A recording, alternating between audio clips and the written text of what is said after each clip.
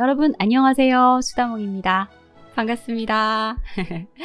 자, 요즘 넷플릭스에서 아주 핫한 드라마가 한 편 있습니다. 여기 지금 제가 화면에 띄워놓은 포스터 보이시죠?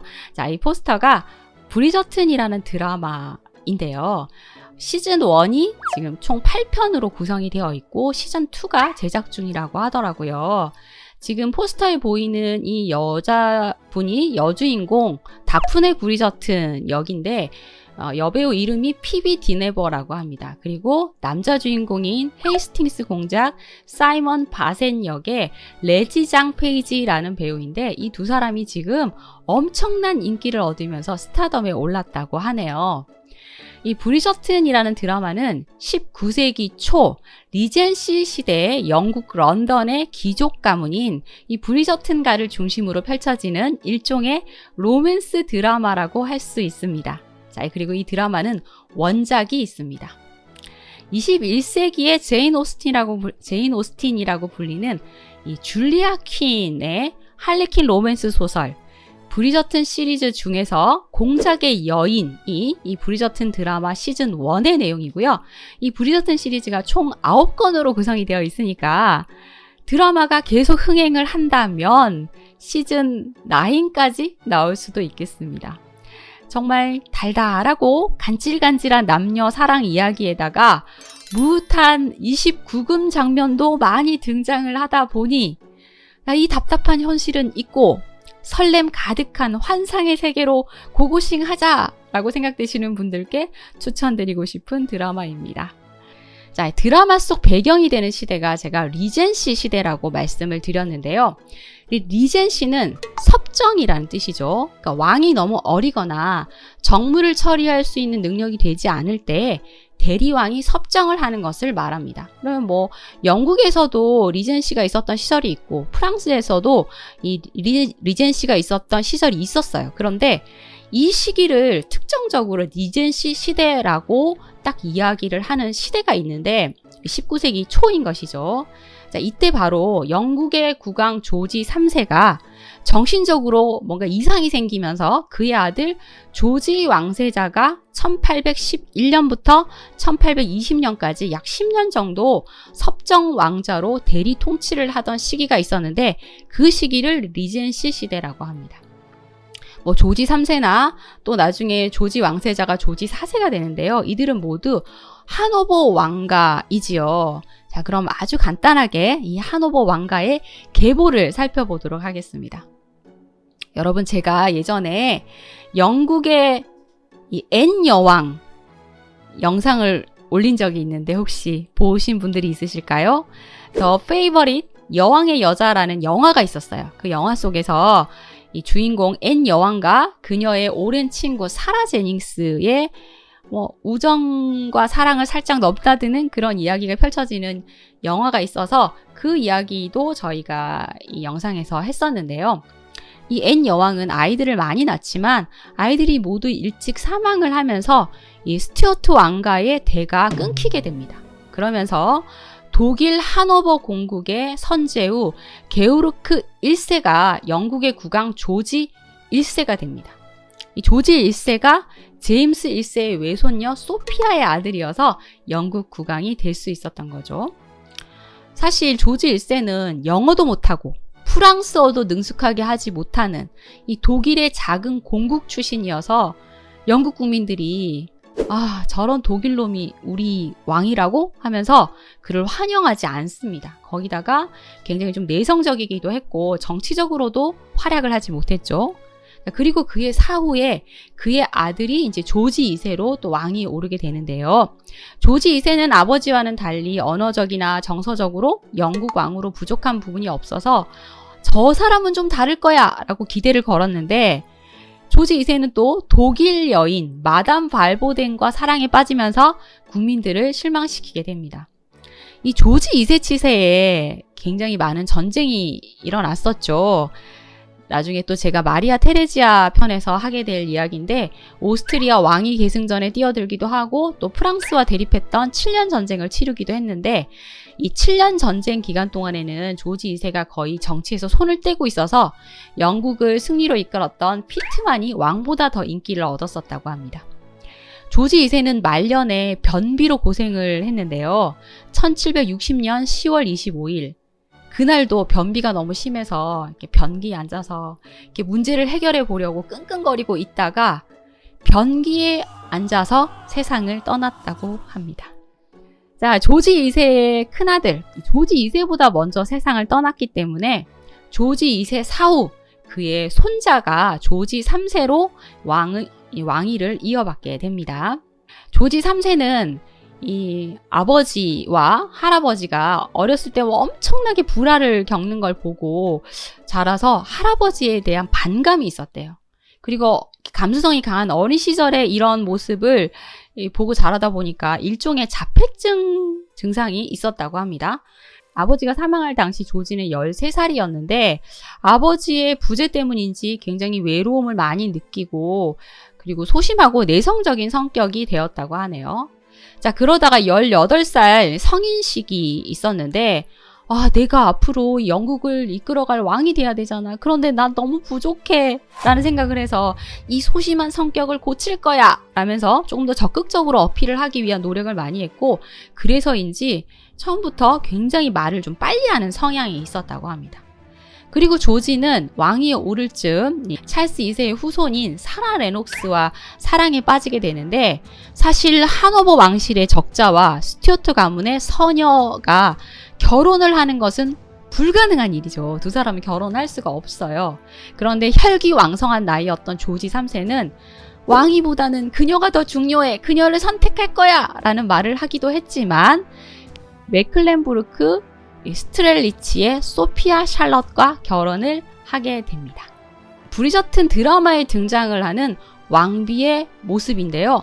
바로 조지 3세의 그 샬럿 왕비입니다. 자, 그런데 여러분, 자, 왕비를 보시면 딱 아시겠지만 백인이 아니라 흑인 배우가 왕비 역할을 하고 있죠. 그러니까 샬럿 왕비를 흑인으로 묘사를 하고 있는 겁니다. 이거는 뭐 퓨전 사극이다, 대체 역사물이어서 이런 설정을 한 것일까요? 뭐 그럴 가능성이 더 많겠지만 그런데 사실은 이 샬럿 왕비가 흑인이라는 어떤 가설이 있긴 있습니다. 이건 어디까지나 가설인데요.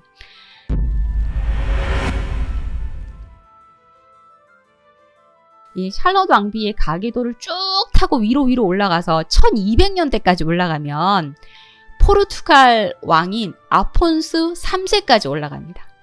이 아폰수 3세가 알가르베 출신의 무어인 첩 마드라가나와 함께 지내게 되는데 알가르베라는 곳이 포르투갈 최남단에 위치한 파르주의 옛 지명인데 여기가 아프리카 대륙과 굉장히 가까운 지역이에요. 그러다 보니 이 마드라가나가 북아프리카에서 온 흑인이거나 또는 흑인 혼혈로 추측하는 역사가들이 있습니다.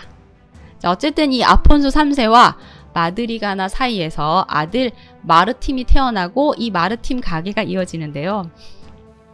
마르팀이 마르팀을 낳고 또 마르팀이 다시 바스코를 낳고 바스코가 아폰수를 낳고 아폰수가 메시아를 낳고 메시아가 마르가리트를 낳고 또 다시 아들 페르디난트가 태어나고 또 그의 딸 앙투아네트가 태어납니다. 그리고 또 앙투아네트 딸이 마르그리트로 또 태어나게 되죠. 그런데 이 마르그리트가 독일의 에흐바우 백작과 결혼을 해서 게오르그 3세가 태어나고 다시 아들 게오르그 알브레흐트 1세가 태어나고 다시 게오르그 루트비 1세 또 그의 딸 조피의 딸이 엘리자베트의 딸이 샬롯입니다. 와우, 이렇게 쭉 계보가 내려왔는데요. 자, 그러면 샬롯의 그 초상화를 한번 저희가 보도록 할까요? 샬롯 얼굴 보이시죠? 뭔가 좀 전형적인 백인의 외모와는 조금 다르게 표현이 되어 있는 초상화인 듯 합니다. 보시면 피부색이 조금은 어둡게 표현이 되어 있고요. 그리고 이 코가 약간 콧망울이 좀 넓게 그렇게 표현이 되어 있어요. 이 당시 왕실 의사였던 크리스티안 프리드리 스톡마르라는 사람이 있었는데 샬롯 왕비를 보고 이 왕비는 뮬라토 페이스를 가졌다라는 말을 했어요. 뮬라토가 그러니까 흑백 호녀라를 뜻하는 것으로 흑백 호녀라의 얼굴을 가졌다라는 말을 했다고 하는데 그녀의 코는 너무 넓고 입술은 너무 두껍다라는 말까지 했다고 합니다. 자, 하지만 이 초상화만 보고 그녀의 이 조상대에서 뭐 흑인의 피가 섞였다든지 이런 거는 정확하게 저희가 말을 할 수가 없어요. 사실 이 흑인일지도 모른다는 가설을 남긴 마드라가나의 어떤 초상화도 없어서 샬롯이 이 어떤 흑인 혼혈이다라는 뚜렷한 증거가 없이 그냥 어떤 떠도는 가설만으로 남아있는 거죠. 자, 그런데 이 브리저튼 드라마에서는 이 가설을 차용해서 이 샬롯 왕비를 흑인으로 묘사를 하고 있는 겁니다. 자, 그러다 보니 드라마에서는 흑인 귀족들이 등장을 하고 있어요. 그 주인공 헤이스팅스 공작, 그러니까 사이먼도 흑인으로 등장을 하는데 그 이유가 흑인 왕비가 등극을 해서 백인과 흑인이 통합되었다라는 논리를 이 드라마에서 이제 만든 겁니다. 자, 그러다 보니까 일부 시청자들은 사실 원작에서의 사이먼은 파란색 눈을 가진 백인으로 묘사가 되어 있거든요. 그런데 아니 갑자기 흑인 공작이라니 이건 말도 안 된다 라는 그런 불만을 토로하기도 했고, 그리고 사람들이 다 알고 있는 이 영국 왕실의 역사와 혈통을 이렇게 혼란스럽게 만드는 블랙워싱은 이거는 옳지 않다라면서 불만을 토로하기도 했습니다. 사실 뭐 이 드라마에서는 인종의 무슨 다양성을 좀 추구하고 싶었던 것 같은데 그러다 보니 역사 왜곡 같은 것이 일어난 것이다라는 어떤 주장을 한 것이죠. 브리저튼이라는 드라마는 이제 영국의 19세기를 차용하고 있는 건 맞지만 이 흑인 귀족이 등장을 하고 이런 것을 보면 실제 역사가 아닌 뭔가 이 또 다른 평행 우주 속 영국이다라고 생각하고 이 드라마를 시청하는 게 정신건강에 더 이롭지 않을까라는 생각이 듭니다. 자, 다시 이 샬롯 왕비 이야기로 좀 돌아와 볼까요? 이 샬롯 왕비는 17살 때 영국으로 와서 이 세인트 제임스 궁전에서 이 조지 3세와 결혼을 합니다. 조지 3세가 난 다른 여자랑 결혼할 거야 라고 우겼던 거에 비해서 이 아내를 보자 첫눈에 반했고 꽤 많이 사랑했고 정보도 두지 않고 아내와 굉장히 다복하게 지내게 돼요. 평온하게 결혼 생활을 이어갔고 아이도 15명이나 낳았습니다.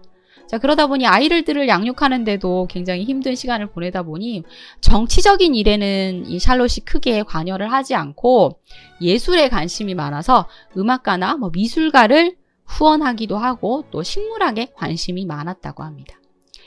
왕비로서는 역할을 참 잘했다라는 생각이 드는 것이 이 고아원이나 또 여성 병원을 설립하고 여성 교육에도 관심을 많이 기울였다고 하네요. 자, 이 두 사람은 서로 사랑을 하며 평온하게 결혼 생활을 이어갈 줄 알았는데 이 조지 3세에게 이상 증세가 나타나면서 그녀의 결혼 생활은 흔들리게 됩니다.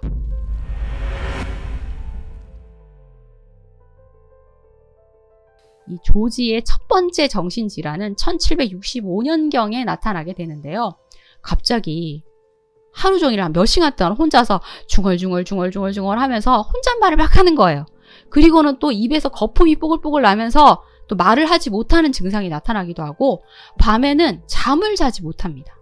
또 말을 할 때도 정말 빠른 속도로 알아들을 수 없는 말을 하거나 소리를 지르기도 하고 편지를 쓰는데 굉장히 긴 편지를 혼자서 써요. 그런데 한 문장에 수백 단어가 들어간 문장을 써서 도대체 이게 무슨 말이야 하고 해석을 할 수 없는 그런 편지를 쓰기도 합니다.